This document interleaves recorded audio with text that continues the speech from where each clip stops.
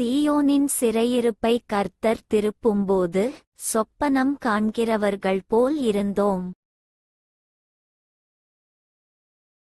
அப்பொழுது நம்முடைய வாய் நகைப்பினாலும் நம்முடைய நாவு ஆனந்த சத்தத்தினாலும் நிறைந்திருந்தது.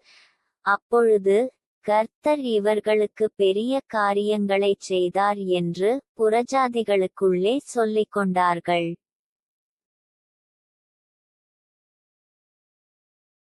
கர்த்தர் நமக்கு பெரிய காரியங்களைச் செய்தார், இதினிமித்தம் நாம் மகிழ்ந்திருக்கிறோம்.